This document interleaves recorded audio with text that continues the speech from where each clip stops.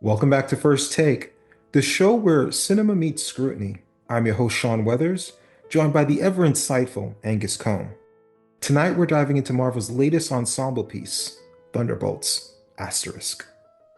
Indeed, Sean. Thunderbolts, or should I say, Thunderbolts with an asterisk, has been stirring up quite the conversation. It's Marvel's attempt to explore the murkier waters of heroism, assembling a team of antiheroes for a mission that's as much about internal demons as external threats. And for those of you tuning in, stick around. We'll be unpacking some lesser known facts about the film, and later, I'll be sharing my unfiltered thoughts on where this movie stands in the MCU pantheon. Let's start with the man behind the camera, Jake Schreier. He brings a unique perspective to the MCU. He emphasized mental health themes, drawing inspiration from his previous projects to delve into the psychological complexities of the characters. Florence Pugh reprises her role as Yelena Belova, delivering a performance that's both fierce and vulnerable. Interestingly, she insisted on performing a high-stakes stunt herself, jumping off the Merdeka 118 skyscraper in Kuala Lumpur, adding authenticity to her portrayal. Lewis Pullman joins the MCU as Robert Bob Reynolds, also known as Sentry. His character grapples with immense power and a fractured psyche, embodying the film's exploration of inner turmoil. The ensemble cast also includes Sebastian Stan as Bucky Barnes, David Harbour as Red Guardian, Wyatt Russell as U.S. Agent, Olga Kurylenko as Taskmaster, and Hannah John-Kamen as Ghost. Each brings depth to their roles, portraying characters haunted by past traumas and seeking redemption. Thunderbolts distinguishes itself by focusing on the psychological struggles of its characters.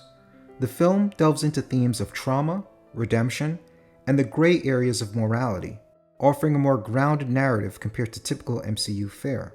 The cinematography reflects this tonal shift, with a desaturated palette that underscores the film's somber mood. It's a deliberate move away from the vibrant visuals we're accustomed to, aligning with the story's introspective nature. Critics have noted this change, with some praising the film's emotional depth and others critiquing its departure from the MCU's traditional energy. Financially, Thunderbolts had a modest opening, earning $11.5 million from Thursday night previews. While not groundbreaking, it's a respectable start for a film that deviates from the usual superhero spectacle. Critically, the film holds an 88% rating on Rotten Tomatoes, with reviewers highlighting its character-driven approach and standout performances, particularly from Pugh and Pullman. However, some critics have pointed out issues with pacing and underdeveloped subplots, suggesting that the film's ambition sometimes outpaces its execution.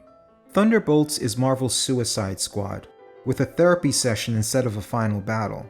It kills off a major character early to feel edgy, but everything that follows is a mix of recycled tropes, forced humor, bland visuals, surface-level mental health talk, and a villain that doubles as the comic relief. Florence Pugh gets the spotlight, but everyone else is sidelined.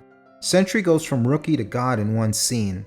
At best, it's a better version of Brave New World. At worst, it's Black Widow 2 in disguise. Worth watching, but only see it in theaters if you're a diehard fan. Otherwise, wait for streaming. Thunderbolts is a good movie, but in spite of its reputation for being dark and gritty, its tone is mostly light and comical. Yes, there are moments where characters express their feelings of pain, guilt, and unhappiness, but these are mostly superficial. It's certainly not a deep exploration of human psychology or depression. But let's face it, it's meant to be a fun popcorn movie, and for the most part, it is. It's certainly a whole lot better than Captain America: Brave New World, and I say Thunderbolts is good enough to see in the theater. Just don't expect it to be the greatest film in the Marvel Cinematic Universe.